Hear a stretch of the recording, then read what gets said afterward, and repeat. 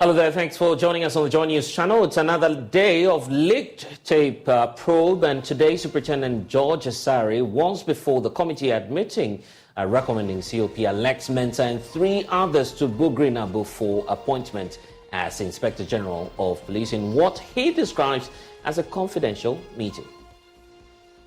This is the polls, and later on the show as well, we will talk about the forest and the siege. We build up to the Joy News documentary exposing massive destruction in the country's forests by illegal miners.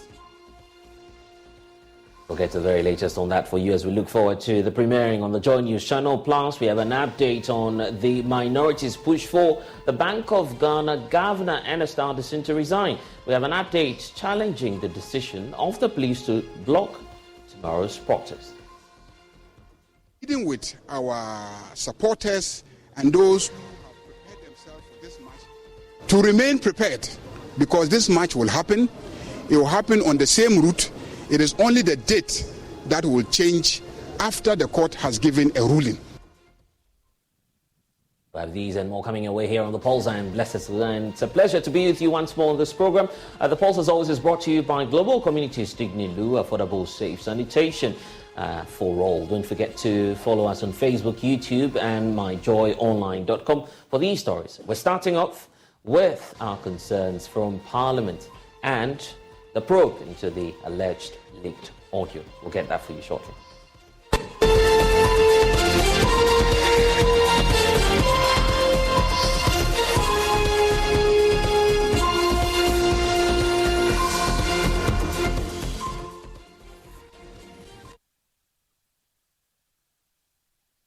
And just as we've been bringing to you on the Joy News channel, it's been a busy day. Chairperson of the Parliament's ad hoc committee probing the leaked tape allegedly scheming to remove the Inspector General of Police, Samuel Chacha, has reviewed a new tape is now emerging from some news sources on this matter. According to Mr. Chacha, the committee, after sensitizing after actually scrutinizing the 4 witnesses, including Bugrin Abu and also the COP Alex Mensah, Superintendent Eric Gbi, as well as Superintendent George Asari, will now thoroughly examine any related matters to provide some sort of a balanced report on the happenings in Parliament. He has, however, indicated that the committee going forward will consider an in-camera hearing while inviting any person of interest on this matter. He was speaking to the media a while ago after today's seating, which we'll bring to you here shortly. But first, I want us to cross over to Parliament, where my colleague Samuel Mbura has been on standby, monitoring, first of all, the proceedings and this latest development that we're getting on the matter, that there appears to be a new audio emanating from the ad hoc committee. Samim, if you're with us, first of all, break this down for us. This new audio that we are learning from, and possibly what the source might be. Can you tell us more about this?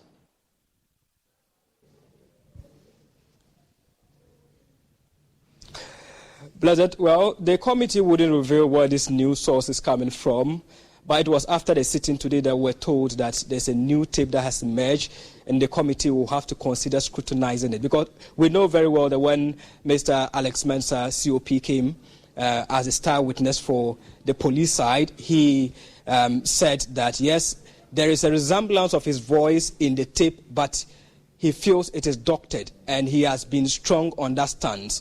The same applicable to the latest person that has to do with Superintendent George Asari, who is, according to the tape, is the lead architect of this plot to remove the IGP and then replace him with COP Asari in the course of their lobbying. So Mr. Asari is also on that grounds, saying that the tape is doctored, and then he's expecting the whole audio to listen to it. So it was after that the committee chair, Samuel Chacha, indicated that, yes, a new source has emerged and has given them that audio. They wouldn't divulge information as to where it is coming from because they are protecting the whistleblower here.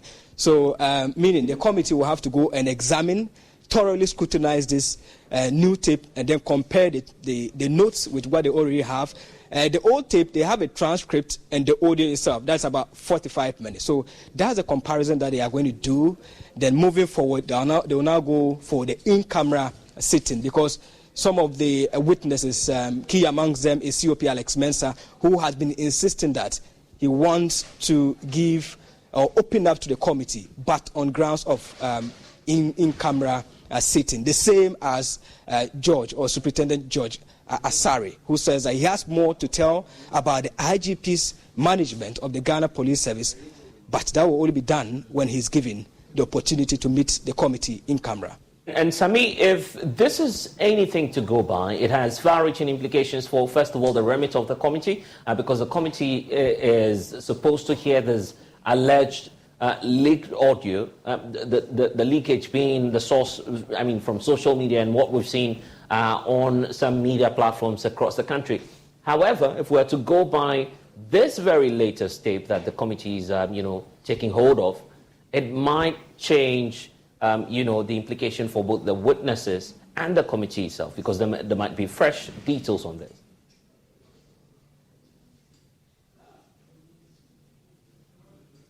Exactly, that's what it means, because in the earlier engagements, some of the witnesses kept on repeating that there is another audio, or that's not a full audio. So meaning the suspicion was that there was a full audio that has not been released to the public. So probably this is the new one, or the full one that has been released to the public.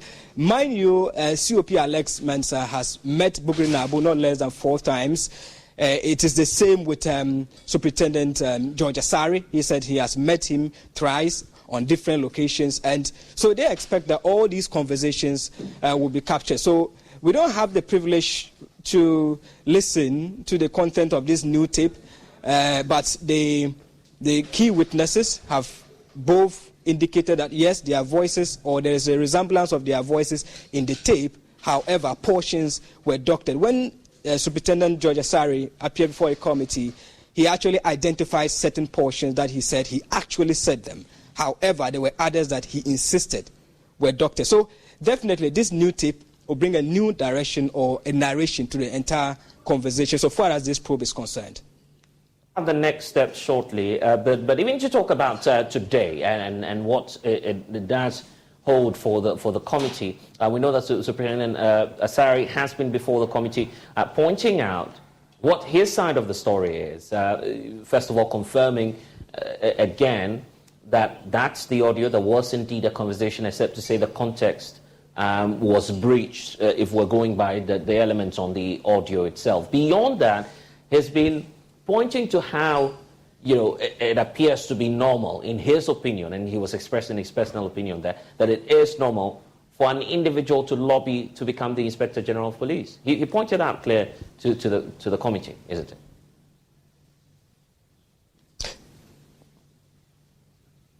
Exactly, Blessed, and I must say that was the first person Bugri Nabu mentioned when he appeared before the committee. He claimed that Superintendent George Asari was the one who served as a lobbyist for Alex Mensah COP, who is on terminal leave pending retirement. So according to the accounts of Superintendent George Asari, the direct son of Bugri Nabu, one Prophet Emmanuel Tei Bugri Nabu, is the one who introduced him to his father.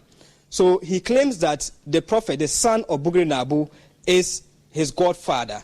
So in a conversation that the godfather revealed to him that, are you aware that they are scouting for a new IGP? Then he said, oh, he is not aware. So the son offered to introduce him to his father, Bugri Nabu, whom they say he is an influential politician, and he has been the former Northern Regional Chairman of the NPP, so he wields so much power in the NPP and the Akufo-Addo government. So after the son of Bugri Nabu introducing him to his father then scheduled another meeting. That was the second meeting that Superintendent George Asari went to Bugri Nabu. So that's where he was asked, so do you have any officer in mind that you would want to recommend? And then he now recommended COP Alex Mensah. But Bugri Nabu told him that he was told that Mr. or COP Alex Mensah was on leave, so he wasn't eligible. So he explained that it doesn't work like that in the service.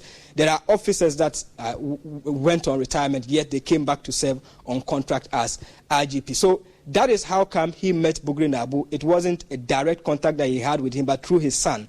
So later, the CV of COP Alex Mensah was presented to Mr. Bugri Nabu according to the accounts given by Superintendent George Asari. So it was later that COP Alex Mensah was invited, and that was the third meeting that the entire conversation started, that we heard the recording and all that. So Superintendent George Asari claims that he was called 13 times by Mr. Bugri Nabu on one of the days. It was on the 19th of June that Mr. Bugri Nabu called him 13 times. Later, his boss, who is COP Alex Mensah, called him, and then he picked the call and then went and met them at the office of Bugri Nabu. And that's where the whole, this part of the leaked audio is in the public domain. And then several issues came up.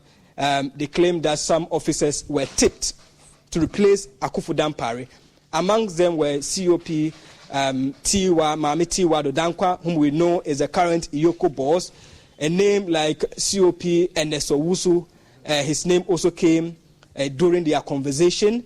And then COP Tete Yohunu's name was also mentioned in the meeting there. So that was where Superintendent George Asari said they had a conversation with Bugri Nabu, but that one was on private. It was on a private base, and then he didn't see anything wrong discussing with Bugri Nabu on issues. But he stressed that the meeting with Bugri Nabu had nothing to do with politics. It was just their personal issues, and that was where he was asked to talk about the current state of the management in the Ghana Police Service, at least to corroborate the story by COP Alex Mensah. And then he said that, yes, he has a lot to talk about the administration of Dr. Dampare. However, he wants an in-camera hearing to give a full testimony of the entire situation. Okay, and Mbura, we know that that's happening, and that call is being made simply because he's not the only one in this. COP Alex Mensah is also, pleading to the committee to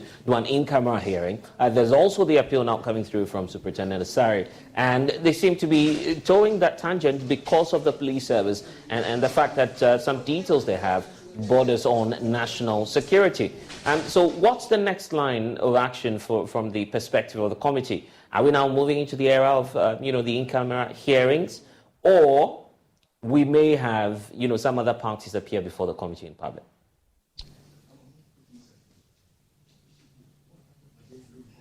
Right, Blessed. The chairman of the committee, Mr.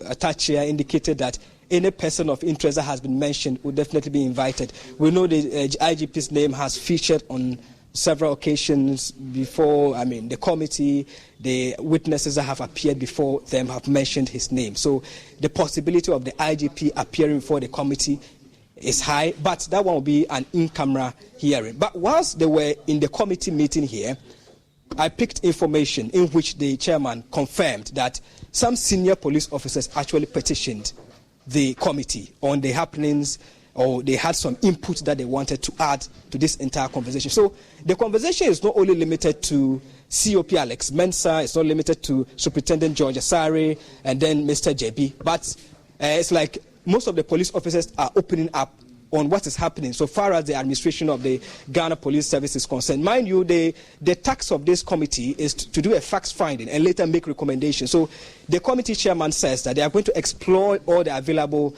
means or information to shape their report to at least make some reforms in the Ghana Police Service. So, there's a petition from senior police officers before the committee in which the committee will be scrutinizing. We know that about 80 police officers have taken the IGP to court over their promotions. So the chairman has asked that they should fetch that document so that he will scrutinize it, and then they will add it to their report. So this entire probe, we know it is not a trial of the Ghana Police Service, but it is taking a different dimension as these fresh information are coming in, with the latest being the petition from some senior police officers in which members of the committee are going to peruse and then decide on that. But the next step is for them to go for the in-camera hearing. That is unequivocal. The chairman has mentioned that, and that will be subsequently communicated to the media. Blessed. Okay, it's been a very long day. Sami got some breath there.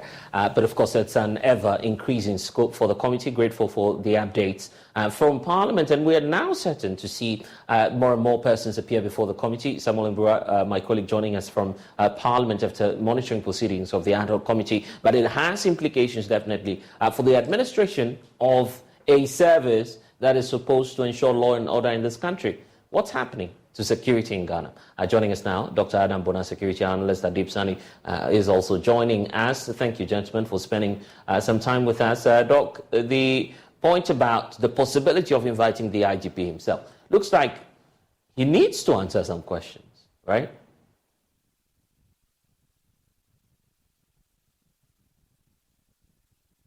Dr. Bona, we're having difficulties hearing you. Oh, yes, I think my mic had been muted. Yes, good afternoon to yourself and Adib Sani and your viewers. Well, yes, if the committee deems it necessary to invite the IGP, why not? I mean, because then it's too sweeping to say, oh, the IGP is not correct.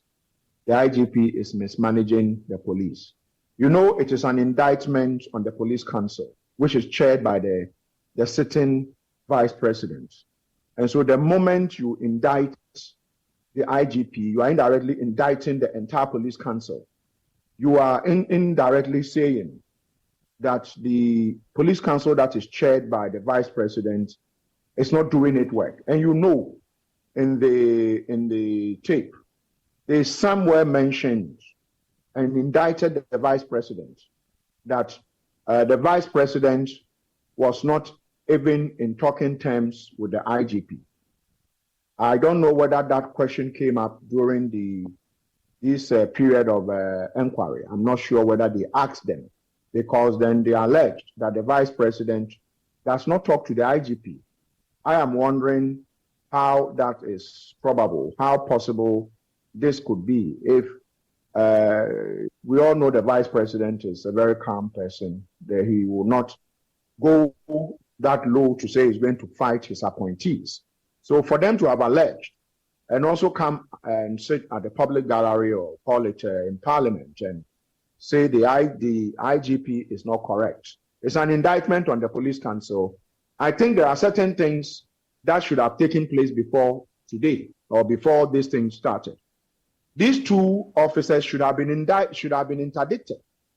These two officers should have been interdicted. If you look at even the police, the CI 76, it is very clear. An interdiction does not mean dismissal.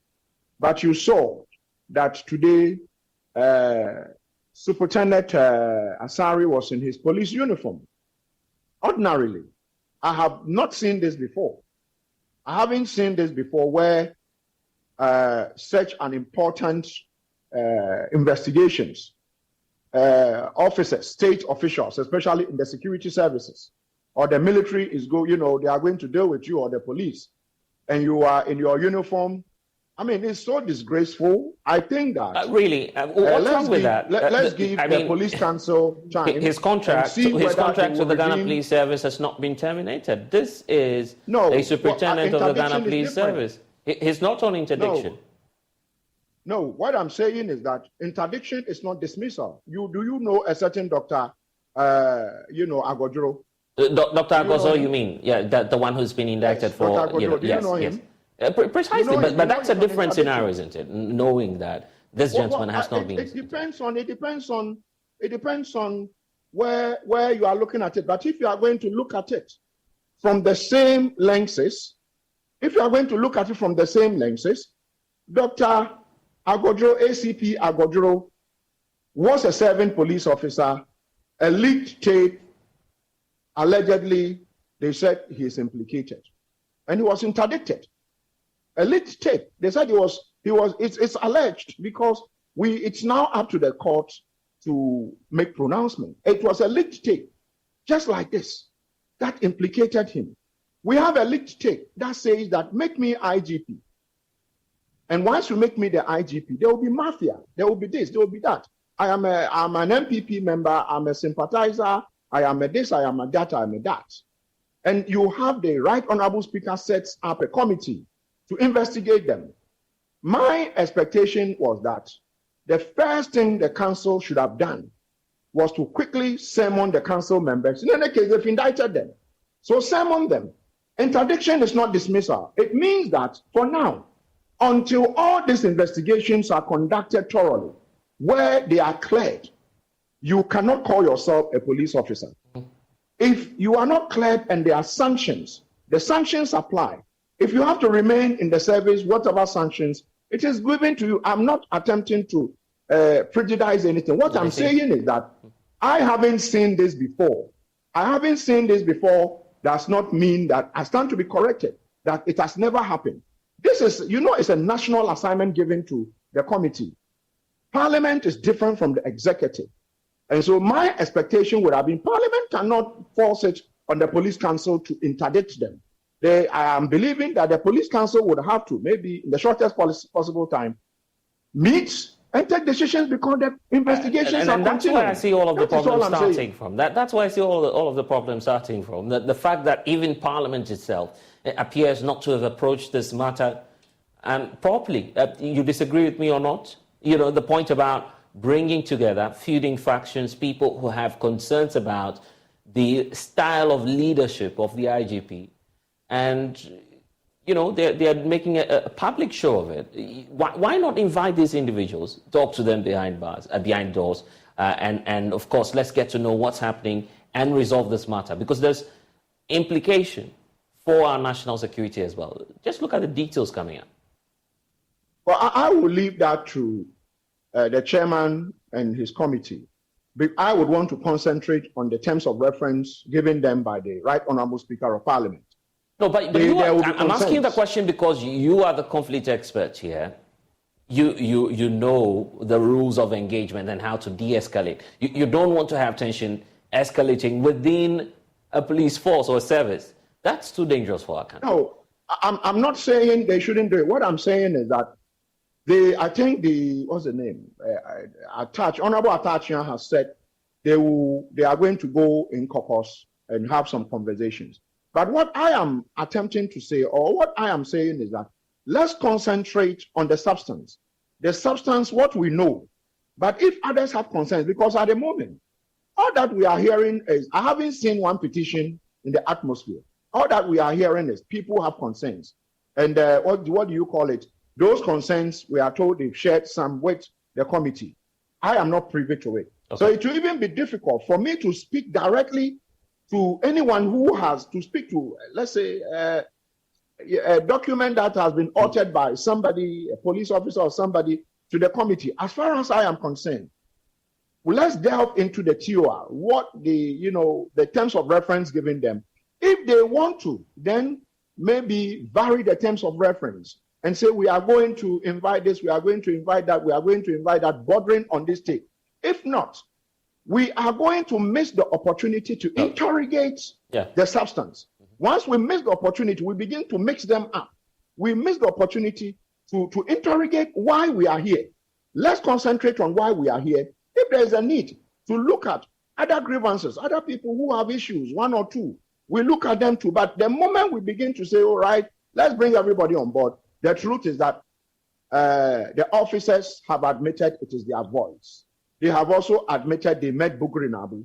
They have admitted this. They have admitted this. Which is well within their rights anyway. Which is well within their rights. Yeah, precisely. And we are told that there is the committee has some additional info that they are likely to listen to and maybe or watch. So as far as I'm concerned, I think that let's stay with the substance. If we don't stay with the substance, we will miss the plot. And once we make the plot, we are going to go into 2024, not sure of how the security turnout is going to be. Once we are not sure, chances are, because already what I am hearing going on in other circles is that, you see, the police have gone to court to go and put an injunction on a supposedly demonstration that the minority wanted to undertake.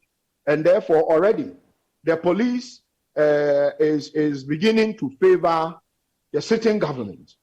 These are not things that we want to see in Ghana. Okay. We want to have an independent police where, if they feel that the premises of Bank of Ghana is a security zone and you want to go on a demonstration, they sit with you. If not, they don't have the power to stop you. They go to court. I see but the potential moment these danger things come up, then we have a problem. Adib, you disagree? On which specifically? Because we've discussed a lot. We're beginning to open the floodgates. Let's focus on the substantive matters. That's the position of Dr. Okay. First of all, let me say a very good afternoon to my senior colleague, Dr. Adam Bona. And by the way, I'm in this beautiful Kente/kind courtesy Ghana Lifestyle Awards. Congratulations to Arnold Mashoud, Doctor, for the great event held. First of all, we have to put into perspective some few issues. What is the terms of reference for this committee that has been duly constituted by the Speaker of Parliament? They are a fact-finding committee around a leaked tape. And sometimes when you are fact-finding, new issues might culminate, and you need to follow the leads individually to be able to make sense of the reason you have been put together in the first place. But to some extent, they seem to be exposed to a cacophony of issues that is only right that they follow up on. And that would, to some extent, amount to them widening their scope. You remember the last time we spoke, I said that I hope the committee's scope would be widened to take a closer look at the plethora of issues that is coming up because of this leaked tape. The issues about the management skills of the IGP, the issues about promotions, the issues of arbitrariness, the issues of cronism, all of it is coming up. And I think it is only right that when that scope is widened, they will be able to follow up. So in the end, we just don't get to the bottom of this tape, how it happened, and who are involved and what needs to be done next. But rather, we should be able to afford ourselves the opportunity to address those myriad of issues within the police service. But that's why I keep bringing up this point about whether or not the ad hoc committee is helping matters. Let's look at it from this perspective. Someone's lobbying for a job. It's all over now, because the individual from whom you're lobbying from has spilled the secret. The tape is out there. He's going on in retirement, as we understand. He's confirmed that himself. I'm talking about COP Alex Mensah going on retirement, I guess, this month. So really nothing to worry about. They will just die a natural death. Why didn't you, approach matters that way? Well, the thing is, everybody lobbies, like I told you the last time. But just that the manner in which he did it was too politically tainted. And the things he said posed a bit of a threat to the security of the state, especially going into next year's election. And it's because we're having the benefit of listening to such a conversation for the very first time, which he says is very normal in the police service. So you can imagine the conversations that go on daily basis behind us. I don't have issues when people lobby, but I have issues when it becomes too political, because every day we keep talking about building the confidence of the people in the police service, especially as we go into next year's election, and the need for the various political actors to trust in the police service's ability or capacity to deliver on their mandates before, during, and after the election. But I seem to have a fundamental issue with COP. Alex Mensah, because of the nature of his lobby. Okay, this IGP is not going to help matters. I would come and I would help the government and all that. He's also stated categorically that he is a politician. And the last time we spoke, I don't recall him saying he is a politician. He says his family belongs to the UP tradition. He never said he was a politician. No, he said it. He said he is a politician. He said he's a politician. He said it. By inference, I guess you're saying. He said it. By inference. Yes, he said it. So that is the problem. Okay, there is no way. Okay, Soga, the thing is, there's no way you can delink politics from policing. Yeah. Okay, but my issue has to do with the politics becoming so pervasive to the extent that it compromises the police's ability to deliver on its mandate. And this committee hearing is bringing up new issues, okay? And I've had the opportunity to speak with a lot of police officers from the bottom all the way to the top who tell me that there are certain fundamental issues within the police service. In fact, I've spoken with some of the about 80 police officers who are in court over their promotion and other issues, okay? And the police service, I mean, I said this earlier this morning, I said it seems to have two faces. They have that pretty external face where, you know, crime fighting has proven effective. There's visibility almost at every traffic intersection. You see them all over town. The response time has reduced drastically. We've seen a number of new initiatives, including the, you know, horse, canine units, the cold case unit, etc. However, there is this other internal phase of the police service that really needs to be looked at, okay? I wouldn't want to be a peddler of rumors, but the thing is, a lot of issues are coming up since COP Alex Mensah appeared before the committee. And it's only proper that really, if we want to deal with this, we need to deal with it holistically, because some people have talked about the need for us to just wipe out the leadership and perhaps bring new leadership altogether. I said, no, that doesn't deal with the issue, and it will amount to dealing with it superficially. Okay, it will not be...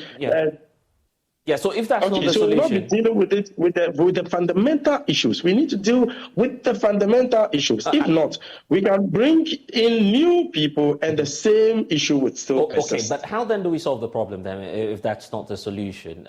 Some say that let's look at it from the position of the leadership, the style of leadership of Dr. George Akufo-Dampare. Dr. Bona, you think so? Well, what I think, you see, the tenure of office usually puts everything to rest. So, for instance, you have the CJ, Madam Tokono, who is now the Chief Justice for the Republic of Ghana.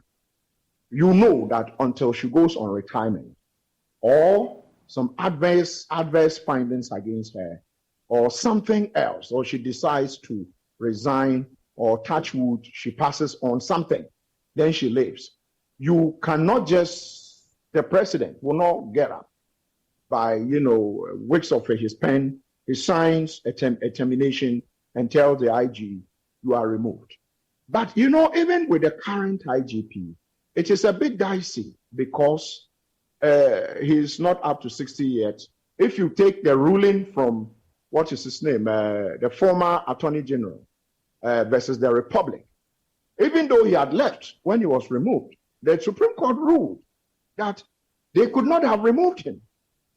I am sure that it will be good for us to test this issue of appointment and, disappointment of IGPs in the law court, at the Supreme Court. I think when this thing is done, you are going to have people soberly reflecting. I'm telling you that every organization in this country have its own internal issues. I run businesses, several businesses. Adib does the same. At Multimedia, you have it. So the other organizations in Ghana, including even Jubilee House. Yesterday, we had a release from Jubilee House telling us some 77 personnel that is alleged that they have left Jubilee House. It is not true. It means that everywhere. But it is the mode of appointment and the mode of disappointment. So I would think that it should be one of the first point of call, how you appoint and how you replace. That way, we would be solving one fundamental problem. The other thing is that all these petitions that are coming, my point is that how do you know if these are not politically tinted petitions? These are questions that if you ask me, I would be asking that. Okay, so petitions are coming. I haven't seen any petition. I already said that. But if you look at the political dimension that these people, where they moved to, appoint me, let me break the 8, let me do this, let me do that. So if you bring me a petition, okay, you might have a genuine reason, but I'll be looking at it. is it that you also fall in this category? Because COP Mensa said that they have MPP police, they have NDC police. So if they have NDC police and MPP police, and anybody tells me that this inquiry, let's broaden it. Let's do what we have to do and listen to everybody. Are you going to be listening to NDC police, or you are going to be listening to interesting questions there. Because today, as we sit, the NDC says Nanado is playing ball. I said Nanado, sorry. The IGP is playing ball and is, in the camp of MPP. There were times I had some people in the NDC call me, or MPP call me to say they don't understand why the sitting IGP would allow his boys or police officers to arrest MPP top executives. And I've had NDC. I think there was their election that took place in Cape Coast, and they beat themselves with chairs. Some people, they arrested some NDC guys in the Chiman or so. And a lot of the NDC people were so dissatisfied. And they raised hell. But at the end of the day, somebody needed to do the job. So mine is that let's be very careful. Since they have told us, as part of their testimony, that we have MPP police and NDC police. So I want to ask, the petitioners, are they MPP? Are they NDC? Interesting question there. We are able to narrow this down to whether they are NDC or MPP. If not, I will tell you that these petitions, excuse me to say, are bogus. Okay, well, we need to go. Of course, let the court decide on that. Adib, let me give you a final take on this. Yeah. Well, it will depend on the meat of the petitions, because I have had the opportunity to speak with a lot of officers who have said really a lot of damning things about certain happenings within the police service.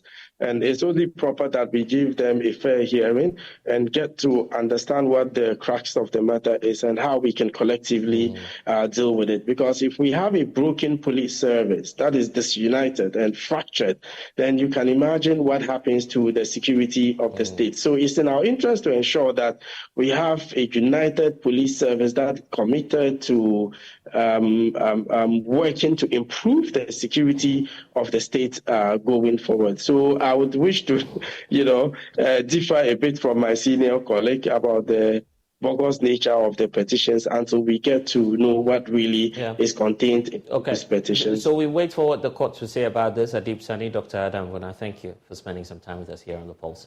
The police is still in the news, by the way, because the minorities protest against the Bank of Ghana governor, Dr. Ernest Anderson, and his two deputies may not come off on Tuesday as initially scheduled. This follows the decision of the Accra High Court to adjourn its ruling after some initial objection filed by lawyers of the minority in Parliament. The Ghana Police Service on Wednesday actually filed this injunction against the minorities' proposed routes for the protest. Richard Kojinyako was in court. Now reports.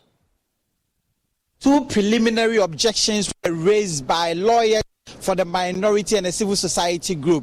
Eduji Tamaklo led the charge. He shut down the police motion and called it incompetent. He says that they have not properly invoked the jurisdiction of the courts. After listening to the various arguments by the minority and the Ghana Police Service, the judge called them into his chamber. Mahama Yarga explains what happened after the judge called them. ADG, who led our team, raised very serious legal issues. The police have been doing the wrong thing for a very long time. It is only today that ADG drew the attention of the court to the fact that the police have been doing the wrong thing in terms of the mechanisms that they have always tried to use to stop demonstrators from carrying out their demonstrations. And as you saw, arguments were made for and against our position. The judge asked us to see him in camera. When we went in, he said that the legal issues that were raised by our side were very serious legal issues. They've never really been canvassed before any court before. And we had referred to several authorities. And he, as a judge, feels that he needs to take a more serious look at the arguments that were made in court today. And given the fact that we just raised those legal issues, he needs a little time to give a ruling, a reasoned ruling, a written reasoned ruling on the matter. So he give him time. We haggled over the time, and finally we agreed on Friday.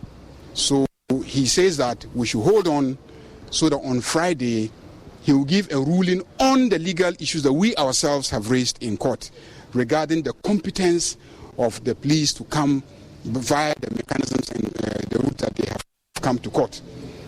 So does it mean that the protests by the minority and the civil society will not come off as advertised? Mahama Ayariga has some answers. So as law-abiding citizens, we don't want to sidestep the courts, because we will need them to protect us also one day. So the courts have not stopped us from demonstrating. Yes. And the courts have not changed the route of the demonstration. And we have no intention to change the route of the demonstration. Indeed, the arguments on the route hasn't even happened yet in court. It is just our pointing out that the police is incompetent in the way that they have come to court. So we are pleading with our supporters and those who have prepared themselves for this match to remain prepared, because this match will happen. It will happen on the same route. It is only the date that will change after the court has given a ruling. So on Friday, we will be back here in court. We will listen to the ruling of the court on the preliminary matter. We will go into the substantive matter of whether or not the Bank of Ghana premise is a security zone, whether or not, the routes that we have chosen cannot be used by us, and then whether or not we are the ones causing the coup in this country. All those arguments will be heard on Friday after the ruling on the preliminary matters and a decision taken by the court, and then we will announce the specific date of the demonstration. What they have done is just to postpone their problems. They have just postponed their problems. As for the problem of we demonstrating their inefficiency, incapacity, how they have destroyed the Central Bank of Ghana and the financial system of the country, we will demonstrate, and we will demonstrate on that route that we have announced to the public. You have also been speaking with the minority leader, Kaysel Atuforsen, on the way forward. Demonstration will happen in due course. The court has asked us to wait for 1 week, and we are waiting for the court ruling on the matter on Friday. Our supporters should remain ready, and the demonstration will certainly happen with a new date. Simple. Reporting for Joy News, my name is Richard Kwejenyako. Well, we have a bit of an update on that story for you, as there's a statement coming through from the minority caucus in Parliament. We can just bring you details of what we have now, titled "The Minority in Parliament Reschedules the Protest March to Bank of Ghana." And that's, of course, the plan was to go to the head office Tuesday, 12th of September. But now that will be the new date. Let's bring in our parliamentary correspondent, Kweku Asante, who's just taking a look at this statement coming through from the House. Kweku, what are we seeing on the screens now, and what's the detail, really, and the position of the minority on this? Minority is confirming that they are changing plans. We know that tomorrow they intended to march through the principal streets of Accra towards the Bank of Ghana head office to demand that Dr. Ernest Addison and his deputies resign over the historic losses that were made by the Bank of Ghana. But just as the report you played there indicated, the minority raised some technical matters in court today, which meant that that protest will be delayed. In fact, the court is set to rule on that technical objection that was raised by the minority on Friday. That would mean that the original date, that is 5th September, tomorrow, is not going to come off. The minority are changing dates. They say that they intend to do this new protest on the 12th of September. They insist that they are going to go by the same route that they have planned to go, for which reason the Ghana Police Service have put them before court, seeking an order of the court to change or vary the routes that the minority insists they want to go on. In this statement that the minority leader himself signs, he says that the march will commence from the frontage of Parliament House through Osu Cemetery traffic lights, Ministry of Finance, High Court Complex, Kimbu, Makola, Rollins Park, Oprah Square, to the Bank of Ghana, and that the originally scheduled date, Tuesday, 5th of September, has now been changed to Tuesday, 12th September 2023, and the route remains the same. They insist that this legal objection raised by the police service, for which reason they are in court, is incompetent, and they believe that they are going to win, on the 12th of September, they can embark on that protest. And we know that they are asking Ghanaians to remain resolute in their fight to protect what they believe is in the interest of the country. Why so? Definitely. In fact, the advisors, as we are learning, are telling them that the propensity that the momentum will die down is high because everyone was preparing for Tuesday, that is tomorrow. But if this protest is going to be rescheduled for a week, then that means that some Ghanaians may think that this protest is not going to come up at all. What the minority leader is saying in this statement is that Ghanaians must remain resolute. They must continue their support to demand that the Bank of Ghana Governor, Dr. Ernest Addison, and his deputies resign, and that they in the minority will continue to champion their interests. Let me quote specifically. He says that we wish to call on Ghanaians to remain resolute in the fight to protect our constitutional rights, to demonstrate and hereby assure them that a march to the Bank of Ghana head office will certainly take place on Tuesday, the 12th of September, 2023. And quickly, there's a question as to why the minority leader himself, Dr. Kaisel Atuo-Forson, is the one leading this charge. Any background to this? In fact, the minority leader, for about 2 years now, even before he became the minority leader, had raised significant concerns about, at the time, allegations that the Bank of Ghana was printing money for government. At the time, the Bank of Ghana denied that nothing of that sort was happening and that they were just giving the central government some overdraft. But it has now been confirmed that the Bank of Ghana printed some amounts of money to the central bank, which has in part led to the Bank of Ghana accumulating about 40 billion Ghana cedis in losses, more than that actually. And the Bank of Ghana's historic losses has been what the minority have been bringing this protest on. They say that if you look at how Dr. Ernest Addison and his deputies have been running affairs at the Bank of Ghana, they have been running it as though the Bank of Ghana is a piggy bank of Ken Ofori-Atta. He could just walk in at any point in time and demand any amount of money and it will be printed for them. The minority leader himself had made several statements on the floor whilst debating budget statements, media budget review, and a host of other issues that have come up on the floor. And in fact, he's the one leading, like you said, this minority effort to get the Bank of Ghana governor and his deputies out of office. Okay, we need to point out that the governing New Patriotic Party has been justifying the decision of the police service. Interesting times ahead, but Kweku Asante, our parliamentary correspondent, giving us the latest on Occupy BOG. And Ghana, one striving forest, remain under relentless siege as illegal mining operations persistently, pillage the national resource that we have spread across the country. Despite assurances from President Akufo-Addo that the situation is under control, the ongoing devastation of Ghana's forests, widespread pollution of rivers and water bodies, and the apparent lack of resolution to continue to cast some sort of shadow over the nation as well. In our latest Hotline documentary, which is airing later tonight on the Joy News channel, Erastus Asare Donko paints a brutal picture on how illegal mining activities have wreaked havoc on Ghana's forests, stripping vast areas of their once pristine green cover. Here are excerpts of what to expect. The once green Pamprama Forest Reserve has been largely reduced to a wasteland. Valuable tree and animal species are all gone. Maybe this is the only green that is still active, but valuable trees, the flora and fauna, animals, the river Oda, which lies dirty here, they are all gone.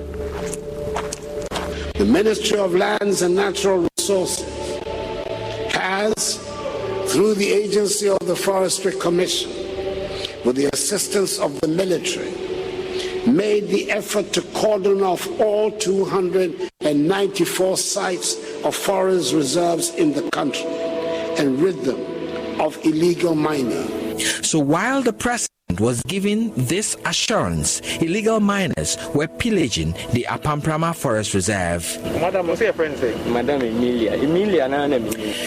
This miner tells us he works for one Emilia, who we later learned is a politician. They are not working today because a military swoop on the area has affected them. Their equipment have been seized. We found her equipment parked inside Kobro town. The youth are not happy. Some of them have had their machines bent in another military operation. When the soldiers came, they met one of our excavators on the road and they bent it. These equipment belong to Mama Emilia's group. She's a former women's organizer for MPP at Jacobo. We don't know why they did not bend her equipment. These excavators are part of 16 equipment bent by personnel from the Central Command of the Ghana Armed Forces in Kumasi on 7th June 2023. This move is part of an operation by the Forestry Commission to rid the Apamprama Forest Reserve of illegal miners to pave the way for a pilot reclamation exercise. Brigadier General Ajiman Prempe is the general officer commanding the Central Command. His reaction when he first saw the degradation caused to the Apamprama Forest Reserve by irresponsible miners. I felt shocked. I felt worried. I felt people were heartless. I felt they were not Ghanaian. And I just say that these are people that we need to ensure that they don't come around here anymore. Because I felt that generations behind have been robbed of something great. 16 excavators have been bent under his watch and a number of excavators seized and parked at the Central Command 4th Battalion grounds in Kumasi. Once you find it in the forest, we burn. Once you find it along the riverside, we burn. Once you find it an area that is grey, where the individual has been given the right to mine, we collect the machines and bring them to the command headquarters for you to come and justify with your documents if indeed you have the right to mine in the area. So the forest is a no-go, and it has been defined that it is an illegal area for anybody to mine. Brigadier General Ajiman speaks of his resolve to protect what remains of the Apamprama Forest Reserve. When you look at the environmental sustainability cycle, once you are destroying more than you can replant or you can build, it means that it is not sustainable.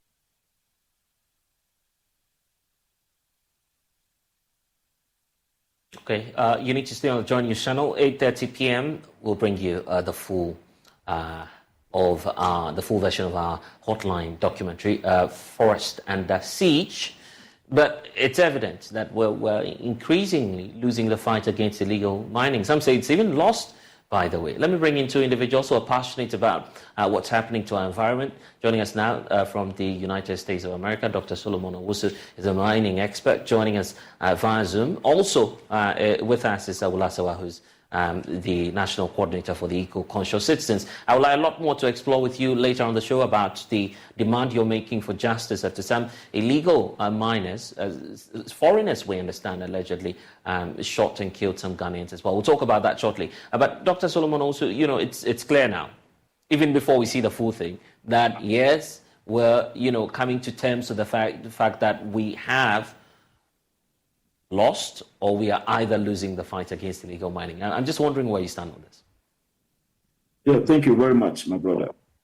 Yeah, it's clear that we've lost the fight. I don't see it to be a fight. It's just a mere slogan stuff that they are trying to do to deceive Ghanaians. Are you struggling to lose weight and keep it off? Tired of wasting time and money on starvation diets that lead to more frustration and stress? If there was a weight loss solution that could actually work for you, would you try it? Then head to Golo.com. I'm Steve. I lost 138 pounds in 9 months on Golo. I'm Amber. I've lost 128 pounds with Golo Taking Release. If you're ready to take back control of your life, head to Golo.com now and see how Golo can work for you. That's GOLO.com. My sleep is way better. My inflammation has gone way down. Golo saved my life. I was way overweight. That's what sent me down the path. I wanted to make sure and live for my kid. I have literally tried everything. I was on the verge of getting gastric bypass surgery, and I saw the Golo commercial, and it was the last thing I tried because it worked. Join over 2 million people who have found a better way to lose weight with Golo. Your healthier and happier life begins at Golo.com. That's GOLO.com. Again, GOLO.com. This fight started from March 2017, and they put a ban on all artisanal and small-scale mining operations in Ghana. That was from March 2017 to December 2019. No, December 2018, sorry. Unfortunately, the government couldn't come up with standard operating procedures that the miners should follow to ensure environmentally friendly and sustainable mining operations in Ghana. My brother, the government has been focusing on military attacks on illegal miners. But when we look at the situation, we have the licensed small-scale miners, illegal miners, that is the Galamsey people. Then now they've brought in community mining. All these operations degrade lands and pollute water bodies. For example, the Aprampramine forest that they are talking about right now is a place that Aisha 1 was operating. Aisha 1 had big concessions there operating, and she was working behind, the scenes of some government officials. We all saw the documents that Professor Frimpong Boateng brought. He mentioned a lot of names, top government officials. So if all these people are involved, how can the government fight against? But the argument is being made here that the fact that mining remains a business or a private venture, you are always going to find, this challenge come up because monies will definitely exchange hands. My brother, you came to United States recently, right? All right. And did you see any water polluted or lands degraded without reclamation? You were in California. I spoke with you. The point is, we have standard operating procedures. Go to Anglo Gold Ashanti. Go to Perseus Mine, I am free. Go to Newmont, Ahafo and Achim. Go to Goldfields, Takwa. Go to all the large-scale mining areas and see whether their operations pollute water bodies. No, because they integrate the basic principles in mining and operation procedures that they use, international standard. International standard procedures that they use to operate in such a way that they protect the environment. Is the government doing something similar to ensure that they give the miners the procedure? Because most of these miners don't know anything about the basic knowledge in mining. They operate, they dig and wash, use their chemicals to wash, take their gold. Has the government come up with procedures that they should follow to ensure that they also operate like Anglo Gold? They also operate like Newmont. They also operate like all the large-scale mining companies in Ghana that don't pollute water bodies and degrade lands. They have politicized the whole thing, and they have deviated from the core solutions to the problem. Okay, what then is the solution? Let's get to the solution, because it's as though everyone feels the solution is there, but government is handicapped. Look, some of us have spoken a lot about this. The government just don't want to do it. My brother, those that were mentioned in Professor Frimpong Boateng's case, investigations are still ongoing, right? Meanwhile, somebody will go and steal goods.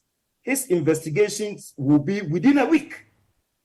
The problem is, one, now you are showing illegal mining on water bodies. But our laws are clear that mining cannot be done on our water bodies. It should be about 100 meters away from water bodies. But you have shown a video right now that people are operating. Who are those operating?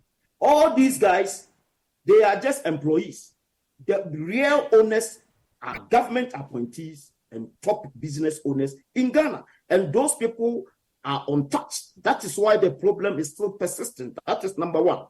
Two, the government should engage technical people with the requisite knowledge and experience to help them address the problem. They don't want to do it. Look, the 10-member interministerial committee that the president set in 2017 mentioned one minister on that committee who had knowledge and experience in mining. No, the executive secretary, who was the CEO of that interministerial staff, Charles Bisi, isn't a technical person in mining. He has no knowledge in mining. So how can we solve problems using people who don't have the knowledge and experience in the problem that they are trying to solve? That is where the problem is. The government is using square pegs in round holes, and that is not solving the problem. And I can bet you, my brother, with my last cent in my pocket, that this government cannot solve the Galamsey. Okay, there's a lot coming up later tonight on the Join News channel. I will ask you, you've been listening as well.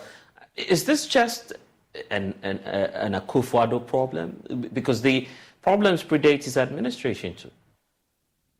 Let me tell you. It's not an Akufo-Addo problem. Yes, the problems predate his administration, but the fact remains that if we want to solve it, we will solve it. As the Speaker has eloquently put it, the political will does not appear to be there. I agree with almost everything the last speaker said, but let me just point out that even with the legal companies, it doesn't mean that because they are legal, they are not also causing pollution. For example, Ghana Bauxite Company, as we speak, is causing pollution regarding the Atronsu stream. And this matter has been reported to them. Nothing is being done. The once pristine stream has now been polluted. So yes, when it comes to the big companies, there are rules and regulations, but if you are not prepared to enforce, if the EPA is not enforcing rigorously, there will be problems arising. But then the way forward, we've tried almost all sorts of solutions. There was an inter-ministerial committee that, Dr. Owusu is pointing to. We've tried the whole coalition, having even the media join the fight. That also did not work. Is there any hope at all that this will work someday? There's hope when the political will is there. As has been said, the political will is not there. We know who the perpetrators are. They are walking around freely. Professor Frimpong Boateng had a report which sat on somebody's desk for 2 years. Now that has come to light, what has been happening? We have advocated for a public inquiry so that the truth actually comes out. The political will isn't there, and we will say it very, very clearly that rather than contemplating invading Niger or any other country, let's charity begin at home. Let us focus on our borders. So many communities have been invaded by illegal miners, some of them foreigners. There was a case at Seshi where 3 teenagers who were trying to protect the environment were shot, and we want justice for them. 1 was murdered, 2 are in critical condition. Our information is that initially it was the brother of the deceased who was arrested. It was only later on that the person who pulled the trigger has been arrested, and we are told he's in police custody. But I'll say it again.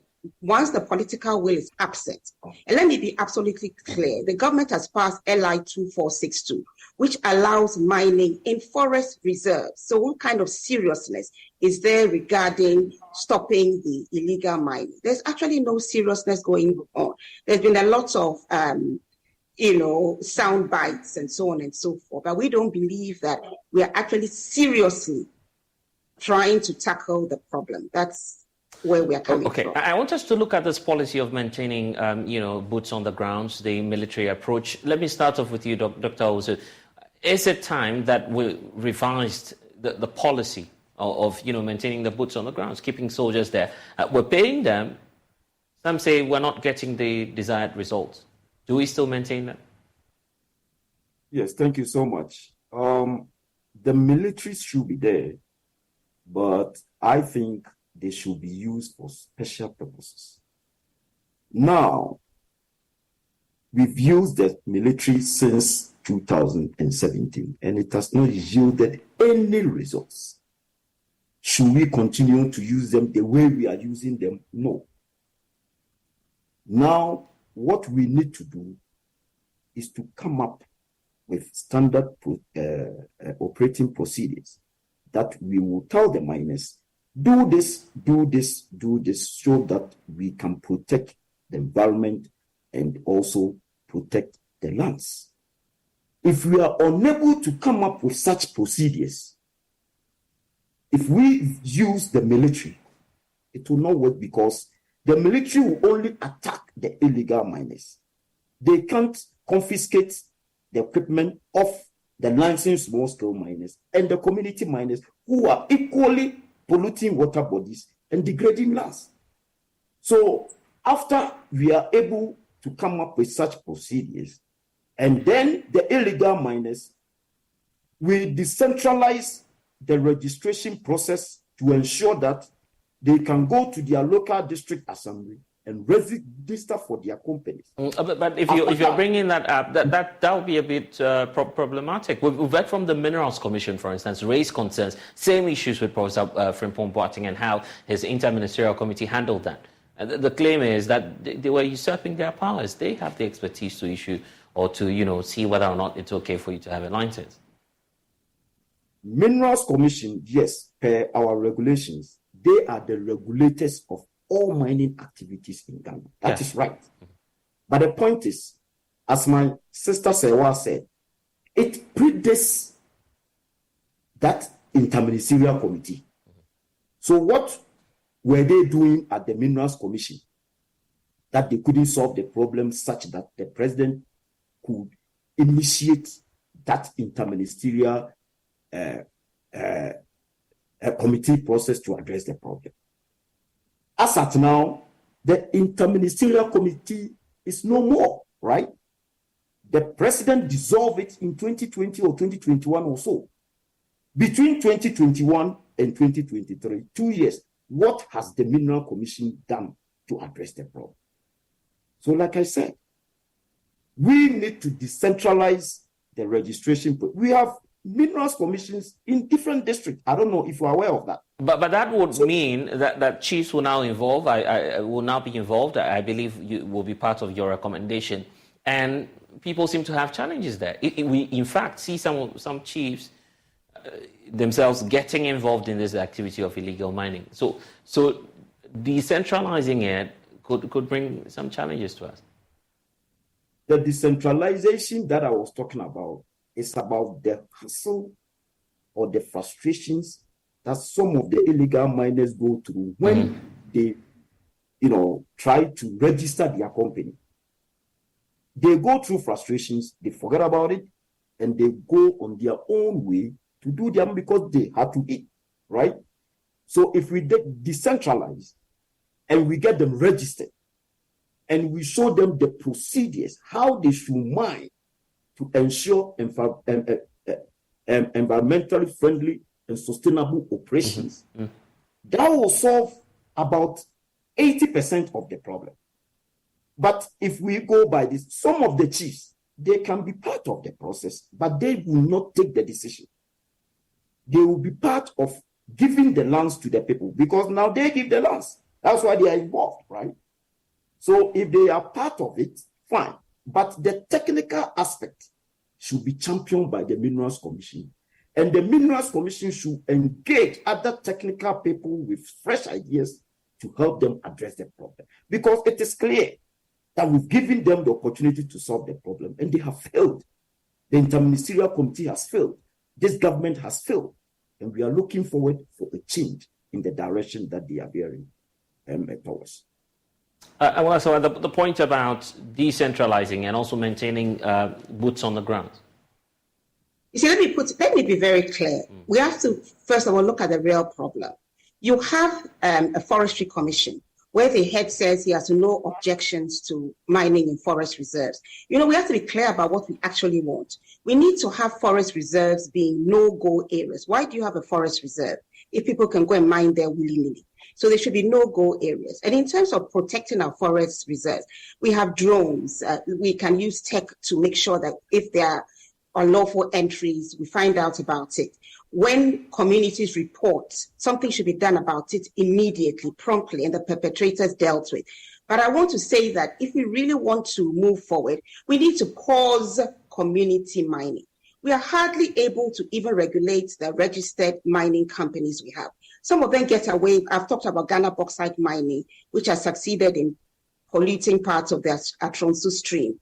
The fact that they are legally registered doesn't mean that they are doing the right thing all the time. If I have a driving license, doesn't mean that I'm driving carefully all the time. Of course not. So we have to look at different aspects of the problem. Right now, we are overwhelmed. So we need to pause community mining until we have our act together and we can deal with infractions, educate them, deal with infractions, which I'm afraid will not be in the near future. And again, I thought we had Operation Hold. What is happening to it?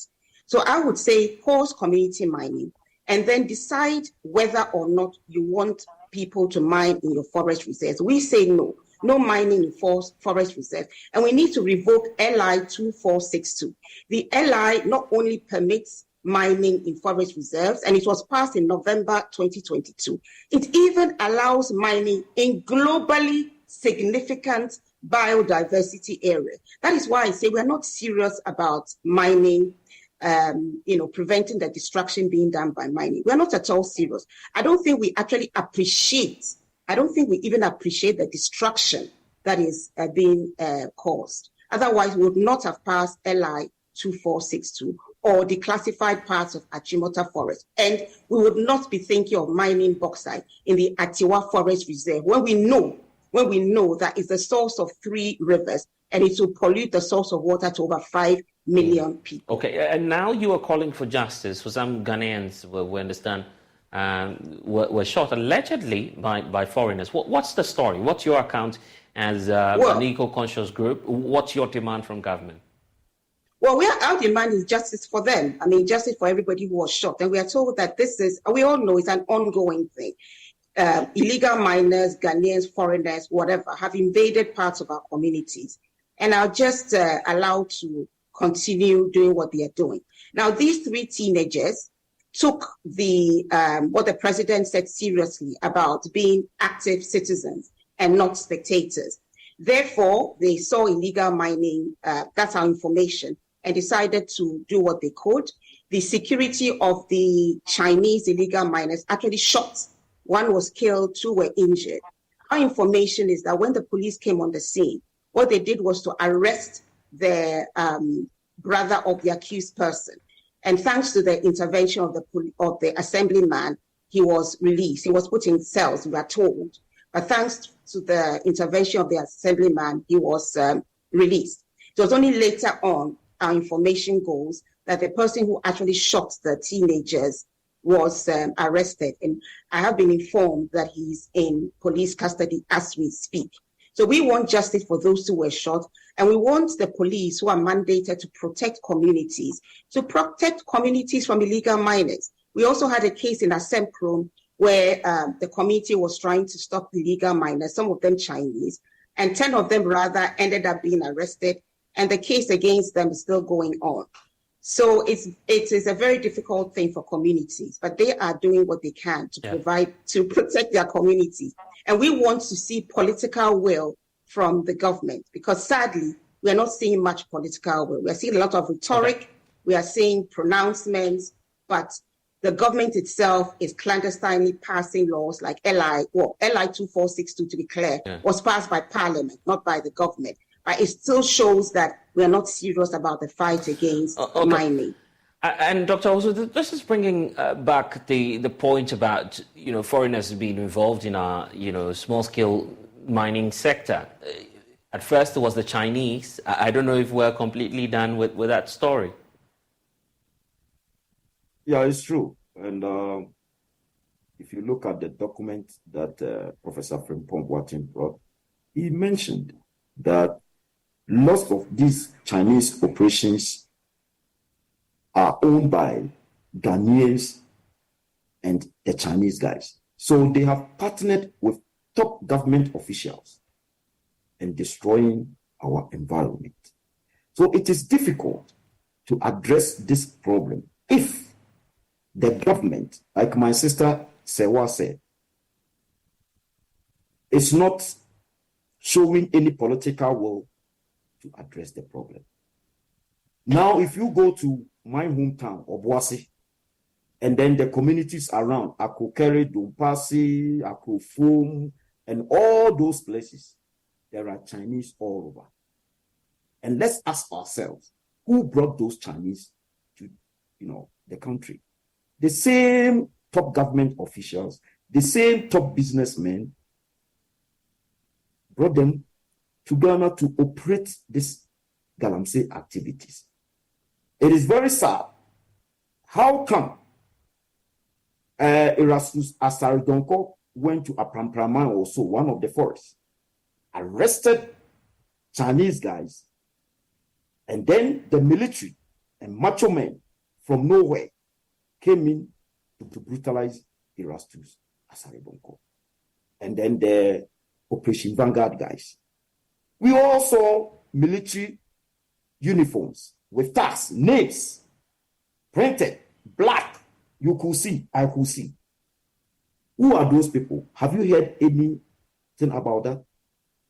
We have a military commander in that place that sent the military guys there. Was he questioned? I should tell you that the same people who should take action to address the problem are the same people behind the illegal activities going on. So, like I said earlier, until this government changes its direction of addressing this galamsey, we will go nowhere. And the nation will continue to suffer. The future, we can't predict the future. Because look at the video you are showing now. Mining illegally on water bodies with impunity. They don't care. Because they know that they have strong people behind them. How could these people send all this equipment on the river and mine it without any military or police going there to stop them? It is so sad. And I think it is about time that the youth in these communities rise and fight for themselves. Okay, we're just seeking for justice for these individuals who've been shot, but Dr. Solomon also would have to leave it here. Thank you so much for joining us, and enjoy a holiday in the US as well. Also to you, Awolasawa, who is the National Coordinator for the Conscious Citizens. I'm grateful for your time. Okay, we stay on this a bit, more because President of the National House of Chiefs, that's Hohoe Gbi II, says the fight against galamsey has been sacrificed on the altar of voices, on the sacrifice actually of votes and campaign. We can listen to you.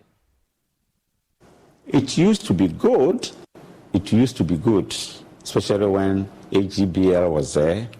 And again, even when Resolute took over and never operated the mine, they were also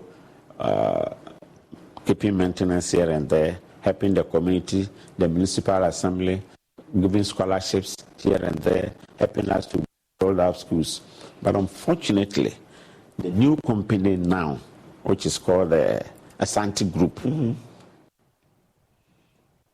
when Resolute could not operate, but we later on heard that Resolute had acquired a mine in Mali or something, which was probably more prosperous than the BB anyway. So they were dragging their feet. So myself and a few people started a drive to attract the Chinese came, and they brought a very good social agreement to us, affecting education, sanitation, what have you. Along the line, then this Asante Group also came in. This Asante Group is basically a Ghanaian company. So we all bought into it, even though we felt the Chinese could do better we also wanted to encourage our own Ghanaian, yes. Ghanaian. And we thought if he was successful, then other Ghanaians too will learn from him. But so far, we are not impressed at all. With Asante Gold? With Asante Gold at all. At all. We are not impressed. One, we did a public hearing about 18 months ago. And so they were to divert certain routes between BBN and Goso. Okay. What we have observed is that now they keep on changing. And once you change, we have EPA. EPA must be informed. The community must also be engaged to tell us why you want to now move from the first project to B or C. They don't do that. The other point is that they were to relocate or resettle the old town in Zongo people. And I've given them 500 acres of land. Of course, they have to pay, what do we call it, customary drinks. Now, I've not collected a dime from them, even though I have slaughtered a sheep, poured libation, and done everything and given the land to them. Okay. For the customary drinks, they can come anytime. But as I tell you, they have not done much on the land. And by EPA regulation, they should never mine less than 500 meters to a settlement. But as we speak, they are about 50. And in a particular case, where there's a Zongo Old Town School, JHS and primary school, they are 30 meters. Hey. And they do blasting and stones fall into the school. And so sometimes they inform the school that blasting will be done. So what do? They close down the school. I have been there myself when the school around 10:30 and the school was closed. And when I inquired, I was told that they told them they will be doing blasting. So the head teacher, so quickly I called the municipal director of education and she confirmed that the head teacher called to say that they were going to do blasting and he was afraid it might affect any of their children. So they have been doing it from time to time, which is also against the rules. Again, you asked about its impact on the economy. Even though they have given jobs to local contractors, they are all to pre-finance. And you can catch a playback of that interview with Hohoe JB II on all of our social media platforms. We're taking a break here on The Pulse. When we return, we'll talk about some developments in the Hohoe municipality of the Volta region. The Gbi Traditional Council is registering its displeasure on what it describes as, professional misconduct on the part of the Ghana Police Service. We'll tell you why. Please stay.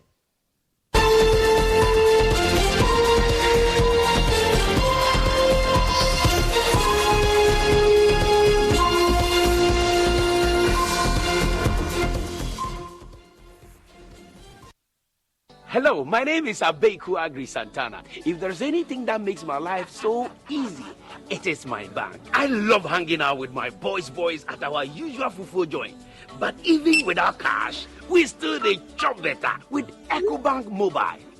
No matter the time of day, my bank helps me stay in touch with my beautiful wife whenever she's away. And when my beautiful wife is in town, she never misses out on her favorite TV shows because I'm able to pay up all my TV subscriptions from the comfort of my mobile phone. Whenever she has to get groceries too, my bank makes it cashless and convenient. And the part my wife loves the most is when my bank makes it possible and easy for her to shop from any part of the world without moving.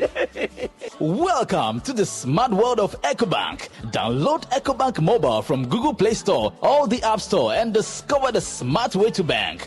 EcoBank, the Pan-African Bank. Smile, Look lively, okay? Smile, smile.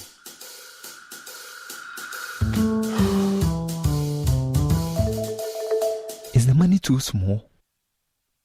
A bad stomach ruins your day. Don't let it. Take Gastron, your most effective antacid, for the relief of symptoms of peptic ulcer, heartburn, gas pain, flatulence, and indigestion. Hey guys, what are you waiting for? Let's go. Mwah. Can you bring down the smiles more? Gastron, effective relief from stomach discomfort. Manufactured and distributed by NS Chemist Limited. This advertisement has been vetted and approved by the FDA. Daddy, this tank is big. Yes, that's true. It can store a lot of water. That's so true. Wow, it has a working tortoise on it. That's so true. I can see SINTEX. Syntax. That is so true, my daughter. When it falls down, it will spoil. That's not true. But why? Hey! Syntex was the first to introduce double-layer tanks in Ghana. Syntex again was the first to introduce white inner layers in Ghana. Syntex gives you the biggest warranty, 7 years. No matter your water needs, Syntex is the answer. Syntex tank. Are you strong? Are you tough?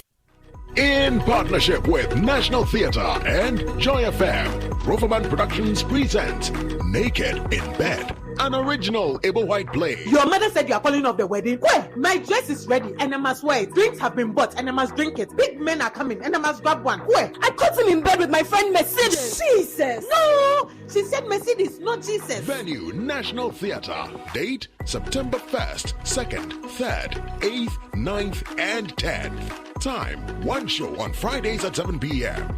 2 shows on Saturdays at 4 p.m. and 8 p.m. 3 shows on Sundays at 1 p.m., 4 p.m. and 8 p.m. Rates 150 Ghana cedis. For tickets, dial *365 *535 hash. WhatsApp 050-554-6010 or visit all usual outlets. Sponsors GCB Bank, Gino Tomato Mix, Ebony Condoms, and M Notify. Roverman Production. Be the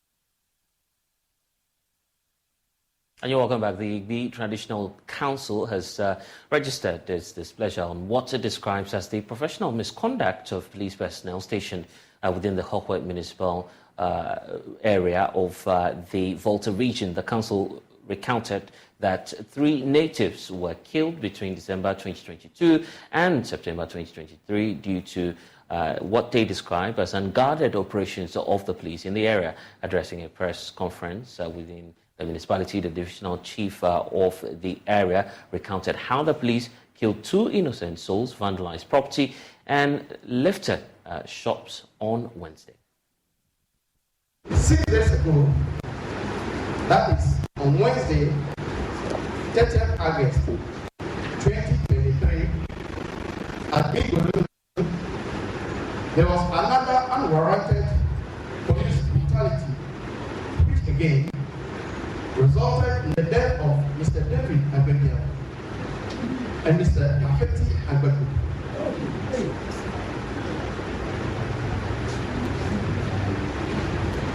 A motorbike rider was knocked down by the police driver, which also resulted in severe multiple injuries.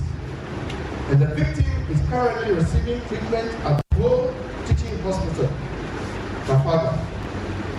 2 other teenagers were hit by stray bullets and were treated and discharged at the Gbi Health Center. The report has it that a police picker with 5 police personnel chased up the motorbike rider towards Big Bodoni on the Accra-Hohoe Road. And at the point, knocked the rear of the motorbike rider and he fell into a gutter, causing injuries mentioned above. In his unconscious state, the police claimed the victim was rushed to the Volta Regional Hospital at Hohoe. Reinforcement of police detachment was called to the scene, only to notice that the police vehicle pickup was in flames. This angered the police officers who stormed Gbi town and vandalized properties and set fire to 41 motorbikes, smashing 7 cars, 1 tractor, breaking into shops, destroying fridges, shelves, and looted items in the shops. As a result of the mayhem, people have to flee amid sporadic shooting.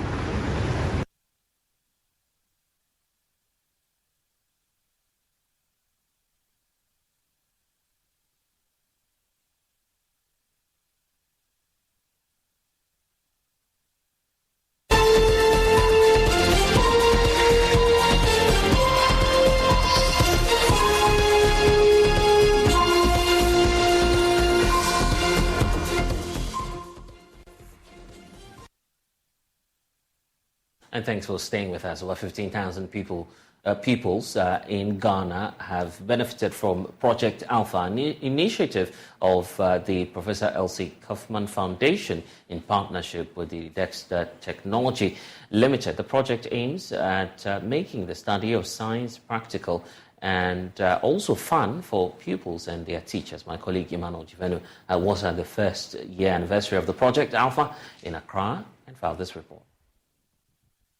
It's time for science class, and these pupils are beaming with excitement about conducting basic experiments and unraveling the mysteries of the natural world. The pupils want to prove that oxygen supports combustion using simple materials such as candles, tubes, Play-Doh, plastic bottles, and jars containing colored water. As the candle goes out, the water rises to fill the bottle where the oxygen used to be. These pupils are beneficiaries of Project Alpha, an initiative by Professor Elsie Kaufman Foundation in partnership with Dex Technology.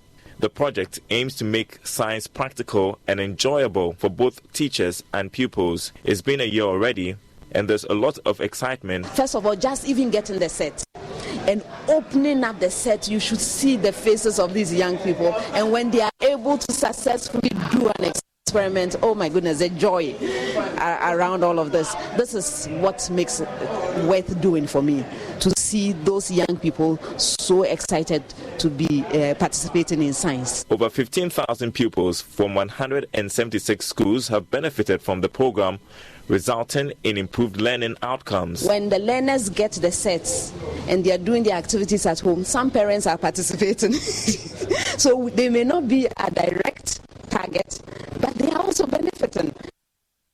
By understanding better, they ask questions. So what are you doing? They have a better appreciation of what these science concepts are. Head of Product Development at Dex Technology Limited, Charles Ofori Antipim, says that his organization will introduce more products to expand the reach of the program. We currently have about 170 schools that are actively implementing the practical science as we want it. And the idea is to expand it to way more schools, both private and government. We've started at the primary 4, 5, and 6 level, but we are actively working on developing the science set for the lower primary and for the junior high school and even senior high school. Acting head of the Youngsters International School believes the introduction of the science kit has significantly improved pupils' knowledge and skills related to STEM subjects. The learners have also improved in the learning of science because it has given them a lot of hope. With not like learning from the abstract. Now it is something that they can feel, they can touch, and it's like at all times they are in a hurry to do an activity here or there. Also, Head of Public Affairs at the West Africa Examination Council indicated that Project Alpha represents a paradigm shift in the teaching of science at the elementary school level. It actually represents the new norm, if you want, in science education, making learning more practicable, making the candidates, the students, make use of their own environment, make use of technology, and learn about their own environment to enable them, move away from the rote learning and adapt a more practical way of learning.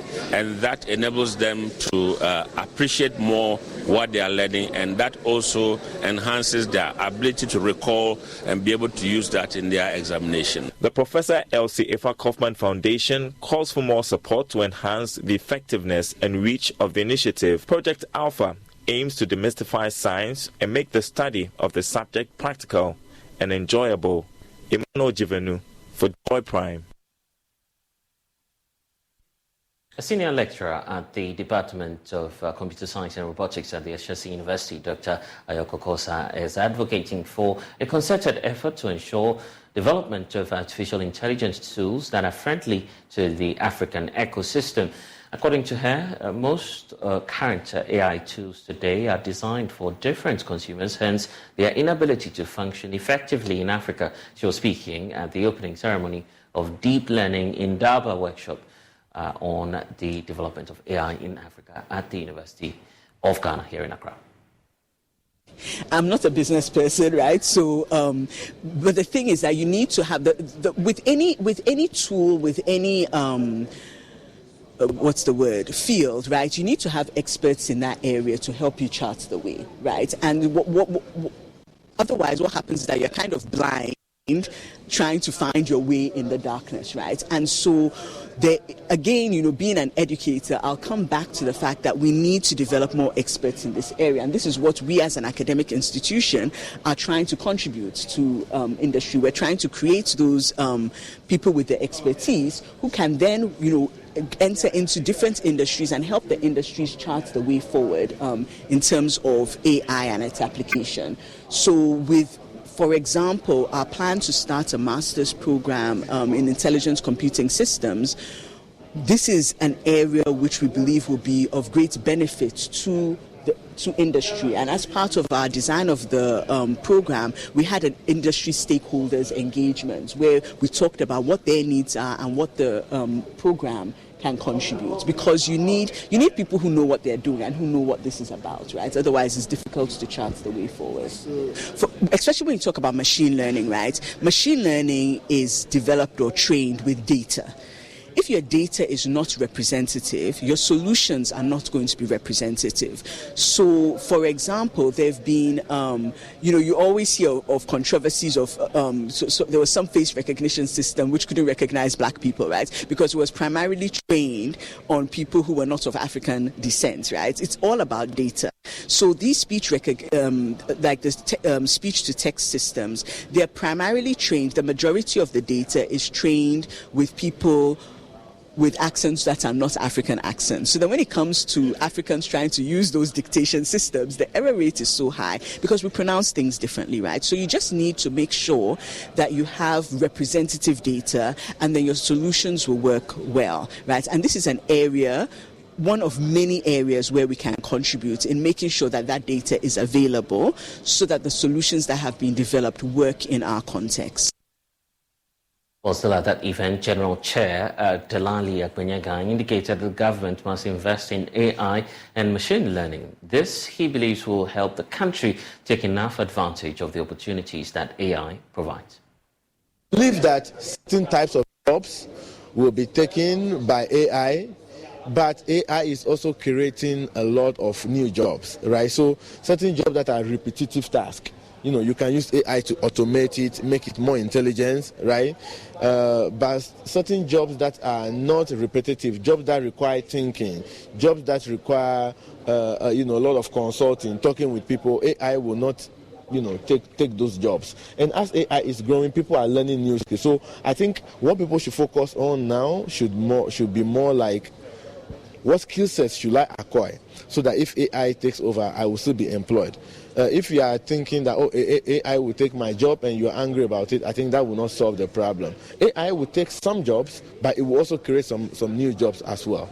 we need investment. So the government itself must actually invest in the field of AI and machine learning, maybe have something like a secretariat for machine learning and AI to really promote, maybe encourage startups that are, making technology in the field of AI and machine learning to really rise up. So those are some of the few things I think we can do as a country to help out. Well, and that's all we have for you here on The Pulse for today. I'm Blessed, so log on to myjoyonline.com if you want to read more of our stories there. We'll see you again. Next is Let's Talk Showbiz, but that will be after these messages. Please stay on the Joy News channel.